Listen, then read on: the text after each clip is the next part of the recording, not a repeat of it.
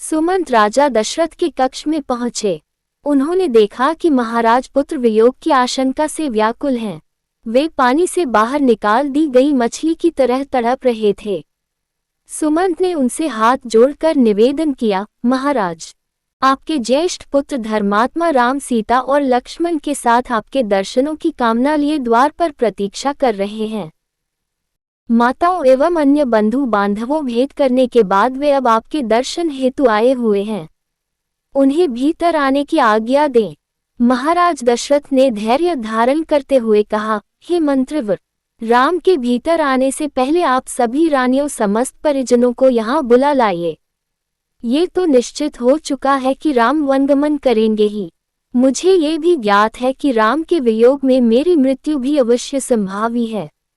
अतः मैं चाहता हूँ कि इन दोनों महान घटनाओं को देखने हेतु मेरा समस्त परिवार यहाँ उपस्थित रहे। सुमंत ने महाराज की आज्ञानुसार सभी रानियों तथा परिजनों को वहां बुलवा लिया।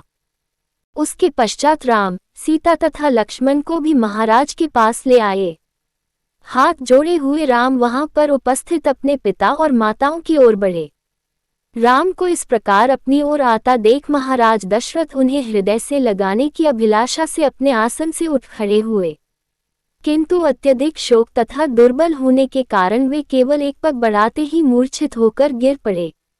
पिता की ऐसी दशा देखकर राम और लक्ष्मण ने तत्काल उन्हें सहारा देकर पलंग पर लिटा दिया।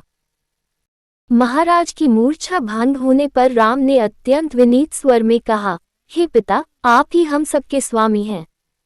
कृपा करके आप धैर्य धारण करें और हम तीनों को आशीर्वाद दें कि हम वन में 14 वर्ष की अवधि व्यतीत करने के पश्चात पुनः आपके दर्शन करें।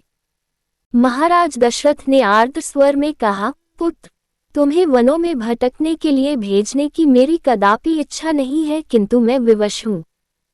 अब मैं इससे अधिक क्या कह सकता हूँ कि जाओ, तुम्हारे वनवास का काल कल्याणकारी हो। ईश्वर सदैव तुम्हारी रक्षा करें। मुझे इस बात की भी आशा नहीं है कि तुम्हारे वापस आने तक मैं जीवित रह पाऊंगा, फिर भी मैं परमात्मा से प्रार्थना करता हूँ कि तुम्हारे लौटने पर मैं तुम्हें पुनः देख पाऊं। वहां पर उपस्थित गुरु वशिष्ठ, महामंत्री सुमंत आदि वरिष्ठ जनों ने एक बार फिर से कैकेयी को समझाने का प्रयास किया कि वह अपना वर वापस ले ले, किंतु कैकेयी अपने इरादों पर अडिग रही।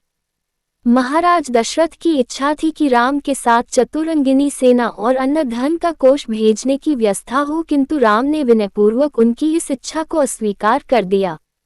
अंत में महाराज ने सुमंत को आदेश दिया, हे मंत्रवर, आप स्वयं उत्तम घोड़ों से जुता हुआ रथ ले आएं और इन सबको देश की सीमा से बाहर तक छोड़ें।